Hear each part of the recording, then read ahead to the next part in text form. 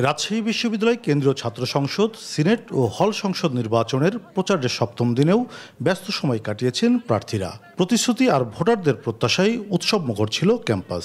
আমরা চাচ্ছি আমেজপূর্ণভাবে নির্বাচনটা হোক, তবে কিছু কিছু পয়েন্টে তো আমাদের অমিল থাকবে, এটাই স্বাভাবিক।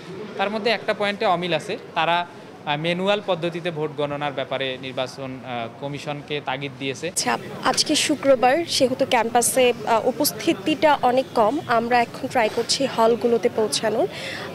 প্যানেলের পক্ষ থেকে বেশ ভালো সাড়া পাচ্ছি। সময় কম, ভোটার সংখ্যা অনেক বেশি। আমরা আজকে ছুটির দিনে আমাদের হলগুলোতে প্রচারণা করেছি। পজিটিভভাবে সাড়া পাচ্ছি ভোটারদের কাছে। আমরা যতই তাদের কাছে যাচ্ছি ততই আমরা আসলে আশা আমাদের বেড়েই যাচ্ছে, যার কারণে আমরা আশাবাদী ইনশাল্লাহ ভালো কিছু হবে। স্বতন্ত্র প্রার্থীরা বলছেন, প্যানেলের বাইরে স্বতন্ত্র প্রার্থীদের ভোট দিতে আগ্রহী ভোটাররা।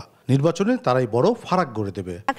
যখন আমরা নির্বাচনে দাঁড়িয়েছি তখন থেকে আমরা ভালো ধরনেরই প্রচারণা পাচ্ছি। আমরা ডিপার্টমেন্ট থেকে শুরু করে বিভিন্ন একাডেমিক ভবন, হল, ক্যাফেটেরিয়া, মসজিদগুলো সব জায়গা থেকে আমরা গিয়েছি। আমাদের ক্যাম্পাসের বিভিন্ন জায়গাগুলো আসলে আমাদের প্রাণের জায়গা, যেমন টুকিটাকি চত্বর, পরিবহন মার্কেট, এই জায়গাগুলোতে আমরা সবার কাছে পৌঁছানোর চেষ্টা করছি। নির্বাচন কমিশন দফায় দফায় বৈঠক করছে আইন শৃঙ্খলা পরিস্থিতি নিয়ে।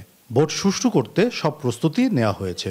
নিরাপত্তার বিষয়টা আমরা সর্বোচ্চ গুরুত্ব দিচ্ছি এবং আমরা ইতোমধ্যে পুলিশ প্রশাসন সহ সিভিল প্রশাসন সবার সাথে আমরা মিটিং করেছি এবং তারাও আমাদেরকে যথার্থভাবে সহায়তা করার জন্য প্রতিশ্রুতি দিয়েছেন। সবচেয়ে বেশি আস্থাবান যে এই ক্যাম্পাসের সকল শিক্ষার্থীরা ভদ্র, নম্র এবং এক দল আরেক দলের প্রতি অথবা এক গ্রুপ আরেক গ্রুপের প্রতি অ্যাগ্রেসিভ নয়, বরং একে অপরের প্রতি তাদের পারস্পরিক বোঝাপড়াটা অনেক ভালো।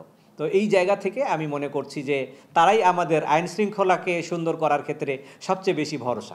নির্বাচন কমিশন জানায়, একাডেমিক ও জুবেরি ভবন মিলে 9টি আলাদা ভবনে 17টি সেন্টারে মোট 990টি বুথে ভোট নেওয়া হবে। কাজী শাহেদ, দেশ টিভি, রাজশাহী।